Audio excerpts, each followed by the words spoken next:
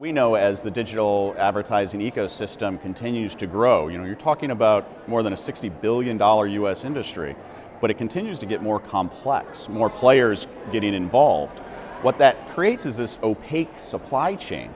And you heard a little bit of it already from some of the keynote speakers this morning, such as Mark Pritchard at P&G, about knowing who you're doing business with and how do you get your message to the right person through this supply chain.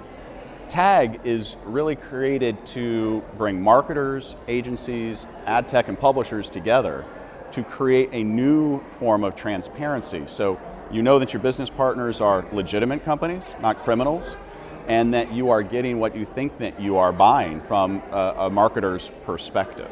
First of all, TAG is a SEAL program, so we create high levels, standards that companies can achieve, and then they are granted their SEAL certification, which represents that they are trusted actors. For example, we have an anti-fraud program to make sure that marketers and agencies are buying human traffic, not non-human bot-driven traffic.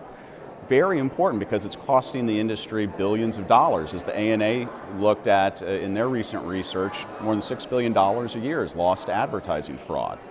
TAG brings the industry together, marketers again, all the way through to the publishers. So we have a layer of transparency, but we also have created collaborative anti-fraud tools. So we take the best intelligence from across the industry's actors, the smartest companies, smartest ad operations engineers, to identify known sources of fraud. And we can share that across the industry. And then what that allows the industry to do is that all of the legitimate actors can then participate in our program, benefit from that shared knowledge, and collectively we can raise the level of trust, we can deliver more value, more human impressions to the buy side. So what's the roadmap? How bad are things now? And have they gotten worse since you guys have been working on it? Not to put you in a bad spot, but no. In terms of the industry, the health of the supply chain, where is it now and where do you hope it goes in the next 12 months? Well, I think that growth, double-digit growth, quarter after quarter, year after year, can mask a lot of the challenges underlying the supply chain. We know that there's a lot of opacity, there's a lot of criminal activity, ad-supported piracy, distribution of malware, and of course the selling of non-human fraudulent traffic. I think I'm optimistic about where it's going over the next 12 months. We've hit an inflection point at TAG where we now have over 120 companies that are registered and participating with us. We've identified the good actors that want to clean up the ecosystem. And I think we'll look at 2016 as that year of transition where the industry, at least in the US, was able to finally wrap our arms around some of these endemic challenges and to create the tools and the programs to turn it around and to really clean up the ecosystem. How do you see the industry and perhaps society in perhaps a bigger way concerns about cybersecurity and privacy and all these issues that we hear about every day? There's no question that things like cyber attacks continue to grow. We see just the sheer number of attacks going up exponentially.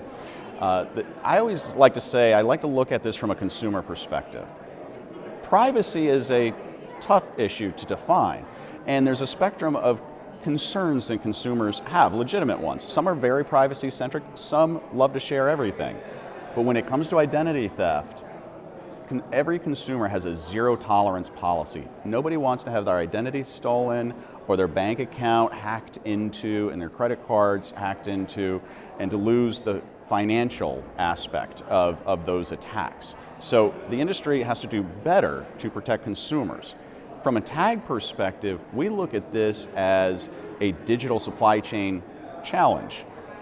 Advertising is actually used as a delivery mechanism for much of the malware that then allows for identity theft and privacy concerns.